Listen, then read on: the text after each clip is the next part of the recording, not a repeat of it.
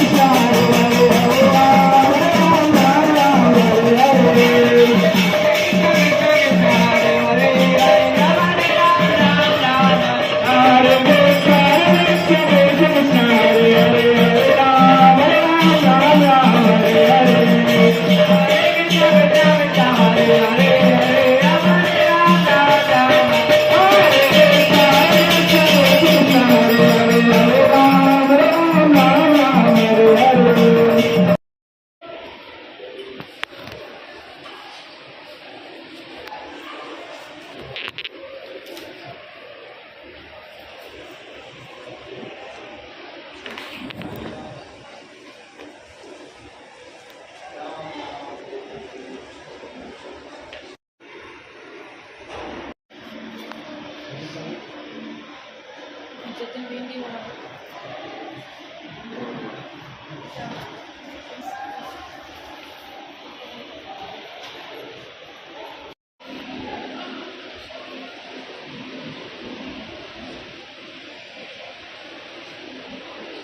आज आप Radisson the school नीम का जेवर में पधारे हैं। यहाँ कुछ का कार्यक्रम हुआ है, उसके बारे में क्या बताना चाहेंगे? क्या कार्यक्रम हुआ है? हरे कृष्ण, आप सबको प्रणाम। तो प्रभु जी हैं जेवर में बच्चों के लिए, लोगों के लिए बड़ा कड़ा मेहनत करते हैं। ये नौकरी भी करते हैं, उसके बाद समय निकालते हैं और जब समय मिलता है फ्राइडे को रात को निकल जाएंगे, सैटरडे संडे पूरा समय लगा के लोगों के लिए बहुत मेहनत करते हैं। तो स्कूल से फोन आया था, रात को फोन आया था 8 बजे। तो अपना मतलब सुविधा छोड़ते हुए, सब छोड़ते हुए भगवान की सेवा के लिए हमेशा तत्पर रहते हैं। तो रात को फोन किए कि चलना है। तो जैसे ठाकुर जी की इच्छा में भी साथ में लग गया इनके। तो प्रभु जी की कृपा से ये प्रोग्राम यहाँ पे हुआ। क्योंकि एक भागवतम में बड़ा सुंदर प्रसंग आता है, जब समुद्र मंथन लीला हो रही थी तो भगवान शिव ने हलाहल विष को धारण किया।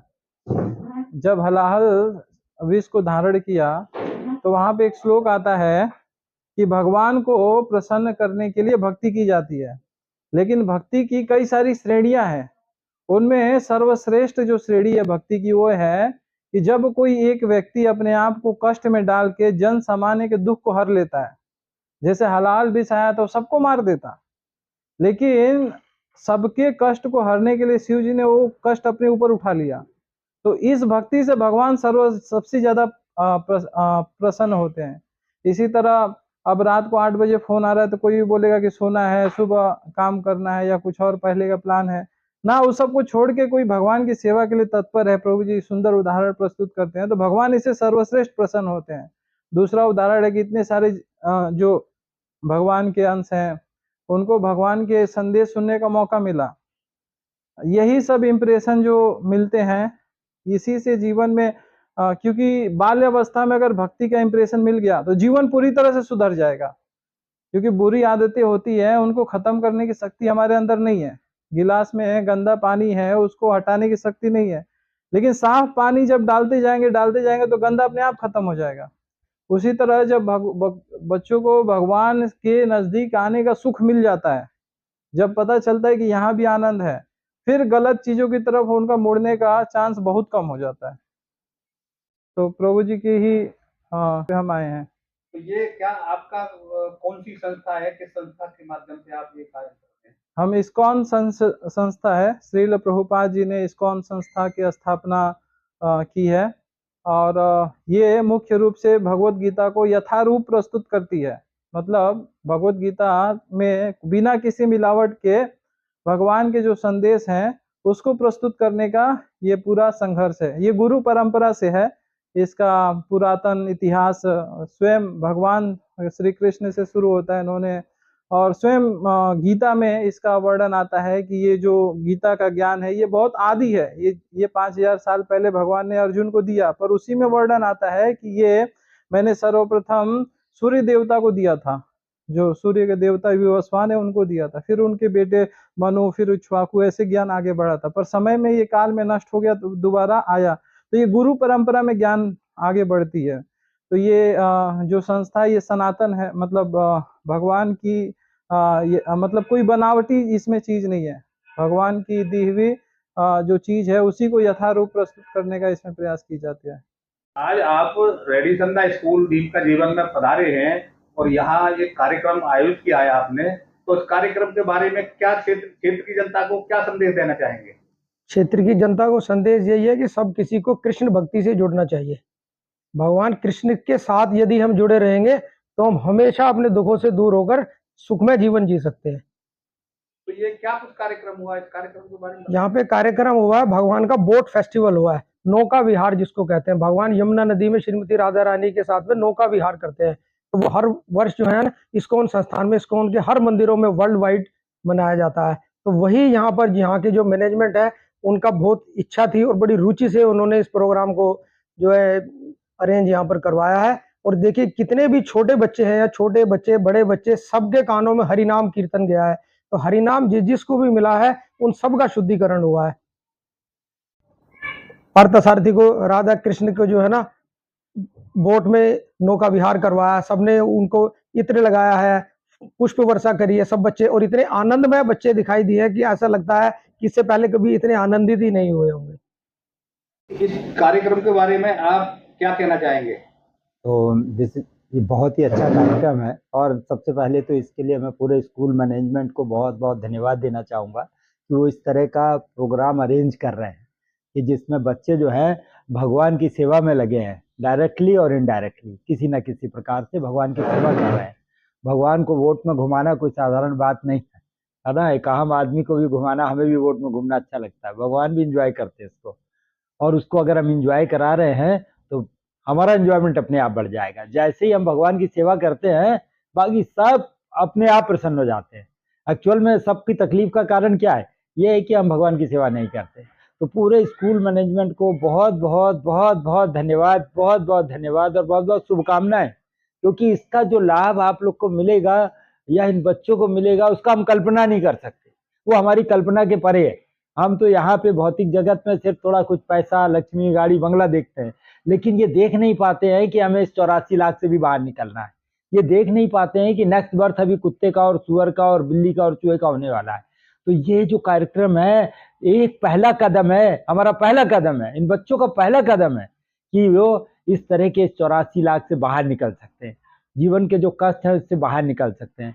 तो वंस अगेन बहुत बहुत बहुत बहुत धन्यवाद आप लोग का, बहुत बहुत धन्यवाद। Thank you very much.